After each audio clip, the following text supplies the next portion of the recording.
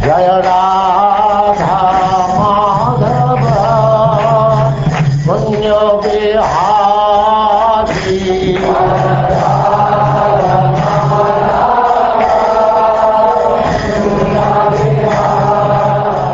And now Chapter 3, The Birth of Lord Krishna.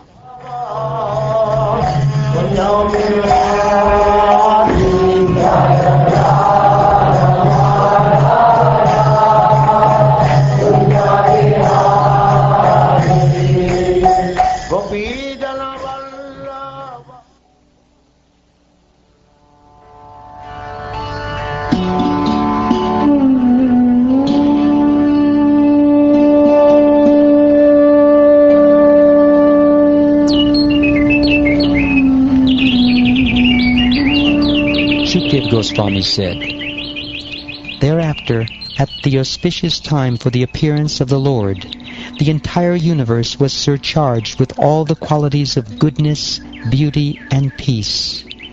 The constellation Rohini appeared, as did stars like Ashvini. The sun, the moon, and the other stars and planets were very peaceful.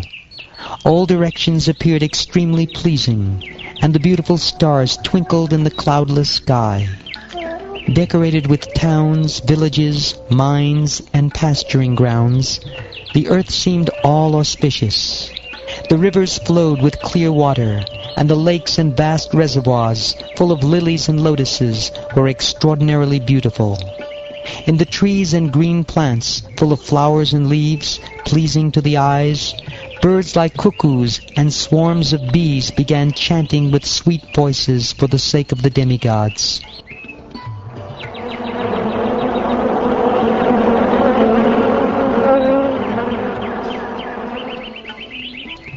A pure breeze began to blow, pleasing the sense of touch and bearing the aroma of flowers. And when the Brahmins engaging in ritualistic ceremonies ignited their fires according to Vedic principles, the fires burned steadily, undisturbed by the breeze. Thus when the birthless Lord Vishnu, the Supreme Personality of Godhead, was about to appear, the saints and Brahmins, who had always been disturbed by demons like Kamsa and his men, felt peace within the core of their hearts, and kettle drums simultaneously vibrated from the upper planetary system.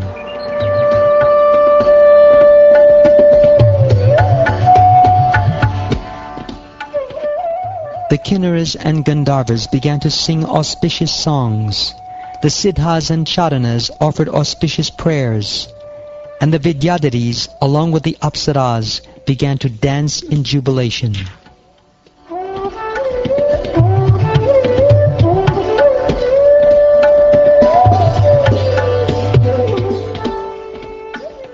The demigods and great saintly persons showered flowers in a joyous mood. The clouds gathered in the sky and very mildly thundered, making sounds like those of the ocean's waves.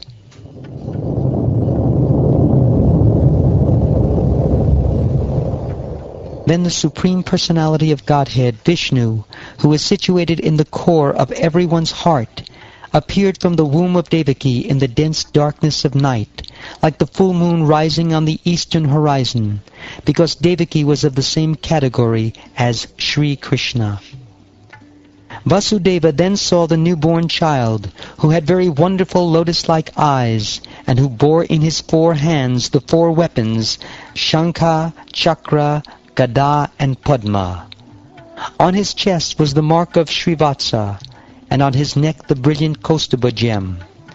Dressed in yellow, his body blackish like a dense cloud, his scattered hair fully grown, and his helmet and earrings sparkling uncommonly with the valuable gem Vaidurya, the child, decorated with a brilliant belt, armlets, bangles, and other ornaments, appeared very wonderful. When Vasudeva saw his extraordinary son, his eyes were struck with wonder. In transcendental jubilation, he mentally collected 10,000 cows and distributed them among the Brahmins as a transcendental festival. O Maharaj Pariksit, descendant of King Bharat, Vasudeva could understand that this child was the Supreme Personality of Godhead, Narayan. Having concluded this without a doubt, he became fearless. Bowing down with folded hands and concentrating his attention, he began to offer prayers to the child, who illuminated his birthplace by his natural influence. Vasudeva said, "My Lord, you are the Supreme Person, beyond material existence, and you are the Supersoul.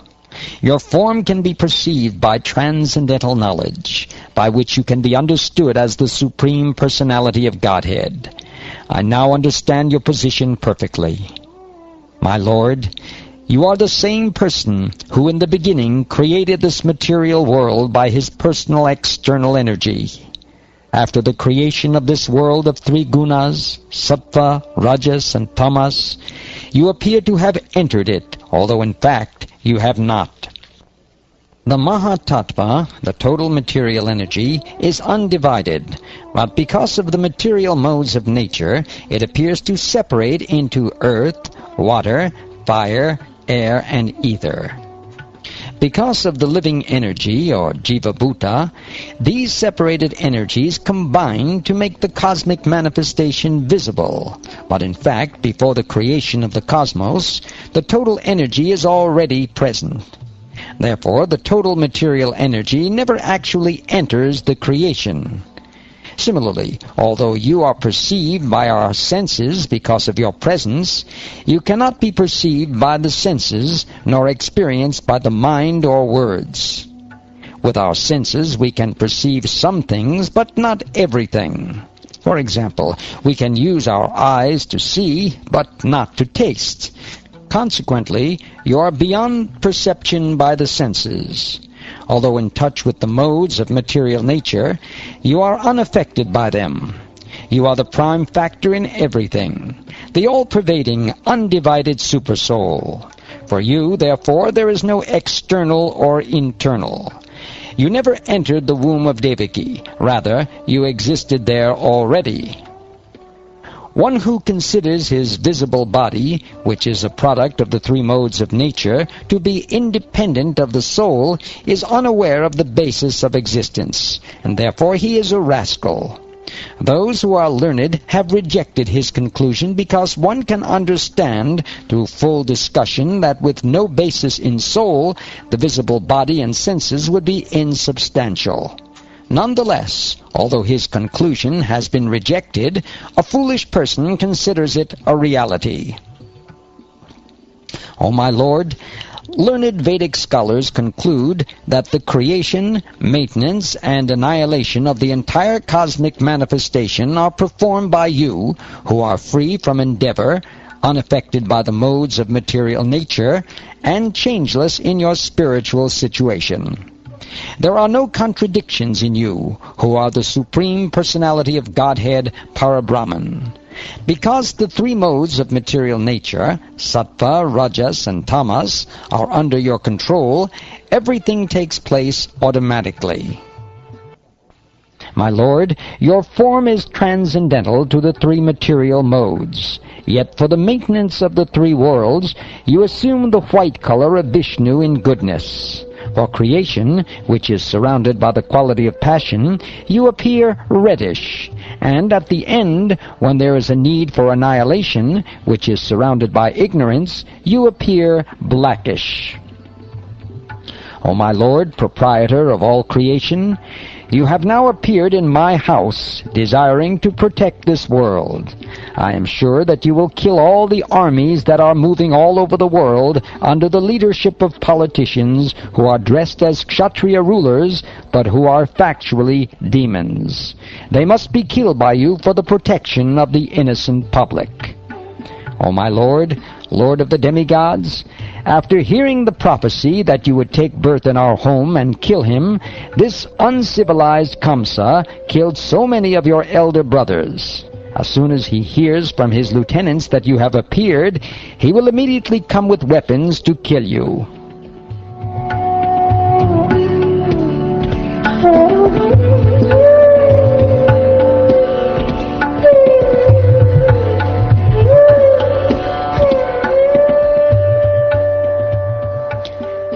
Thereafter, having seen that her child had all the symptoms of the Supreme Personality of Godhead, Devaki, who was very much afraid of Kamsa and unusually astonished, began to offer prayers to the Lord.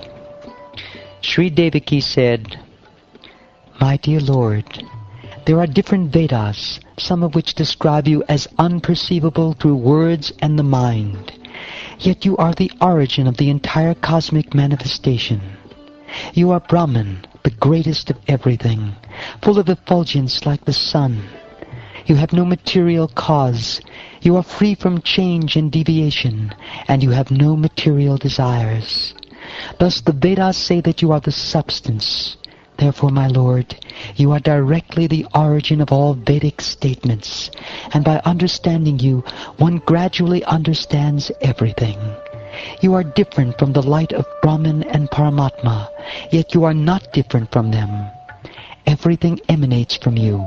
Indeed, you are the cause of all causes, Lord Vishnu, the light of all transcendental knowledge.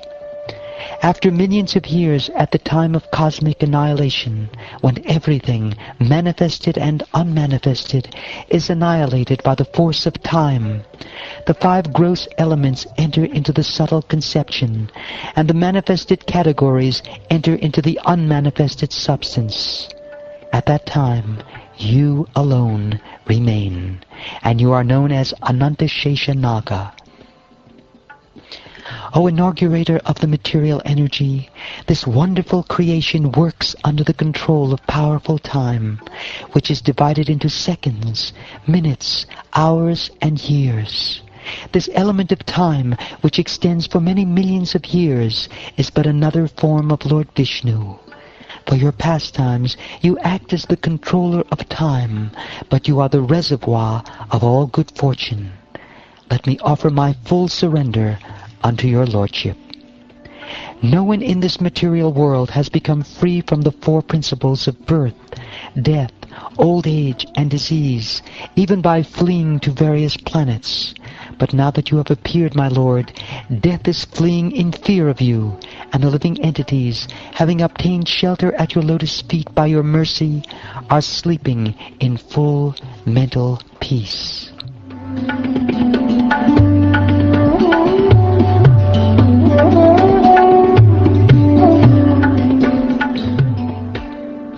My Lord, because you dispel all the fear of your devotees, I request you to save us and give us protection from the terrible fear of Kamsa.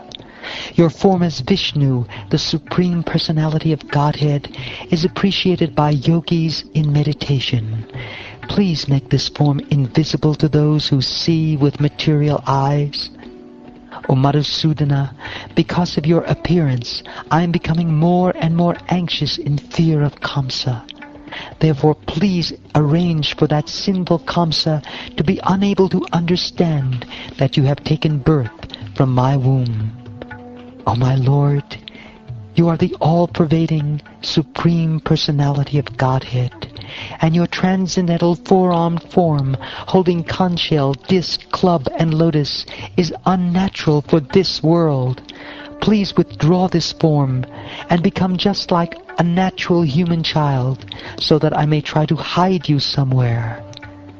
At the time of devastation, the entire cosmos, containing all created, moving, and non-moving entities, enters your transcendental body and is held there without difficulty. But now this transcendental form has taken birth from my womb. People will not be able to believe this, and I shall become an object of ridicule.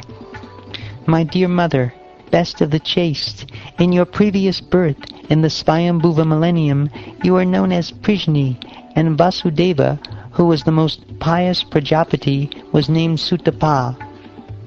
When both of you were ordered by Lord Brahma to create progeny, you first underwent severe austerities by controlling your senses.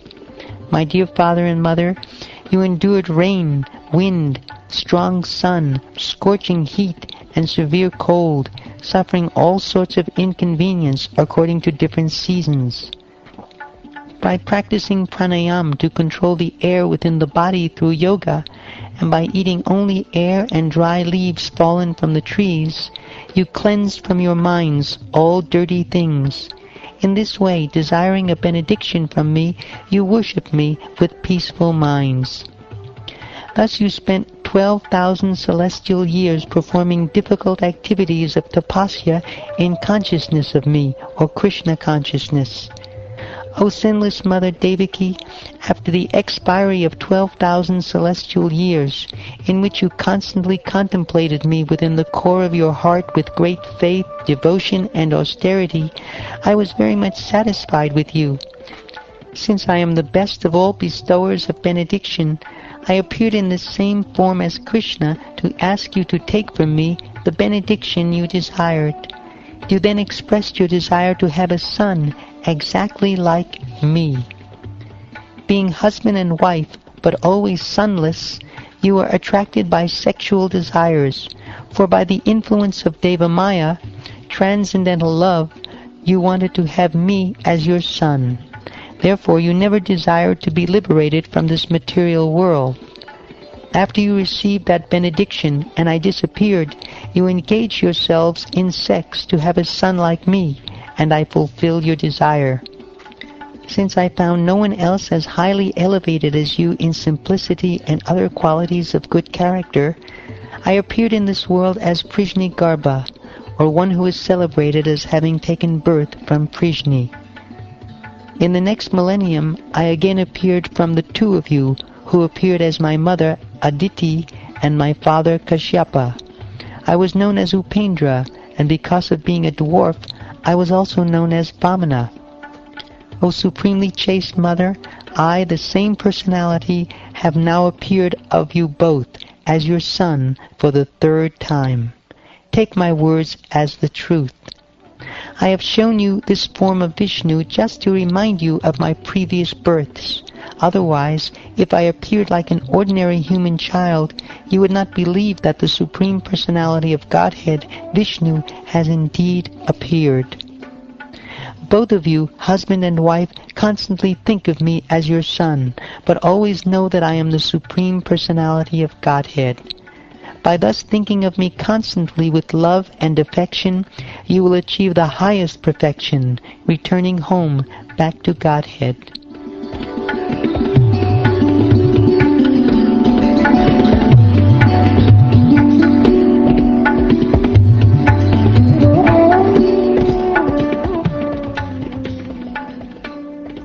After instructing his father and mother, the Supreme Personality of Godhead, Krishna, remained silent. In their presence, by his internal energy, he then transformed himself into a small human child. In other words, he transformed himself into his original form, Krishnastu Bhagavan Svayam. Thereafter, exactly when Vasudeva, being inspired by the Supreme Personality of Godhead, was about to take the newborn child from the delivery room, Yogamaya, the Lord's spiritual energy, took birth as the daughter of the wife of Maharaj Nanda. By the influence of Yogamaya, all the doorkeepers fell fast asleep, their senses unable to work, and the other inhabitants of the house also fell deeply asleep. When the sun rises, the darkness automatically disappears. Similarly, when Vasudeva appeared, the closed doors, which were strongly pinned with iron and locked with iron chains, opened automatically. Since the clouds in the sky were mildly thundering and showering, Anantanaga, an expansion of the Supreme Personality of Godhead, followed Vasudeva beginning from the door, with hoods expanded to protect Vasudeva and the transcendental child.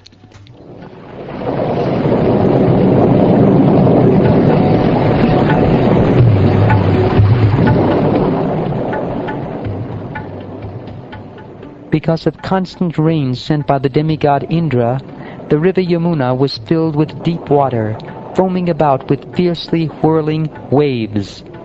But as the great Indian Ocean had formerly given way to Lord Ramchandra, by allowing him to construct a bridge, the river Yamuna gave way to Vasudeva and allowed him to cross. When Vasudeva reached the house of Nanda Maharaj, he saw that all the cowherd men were fast asleep. Thus he placed his own son on the bed of Yashoda, picked up her daughter, an expansion of Yogamaya, and then returned to his residence, the prison house of Kamsa. Vasudeva placed the female child on the bed of Devaki, bound his legs with the iron shackles, and thus remained there as before. Exhausted by the labor of childbirth, Yashoda was overwhelmed with sleep and unable to understand what kind of child had been born to her.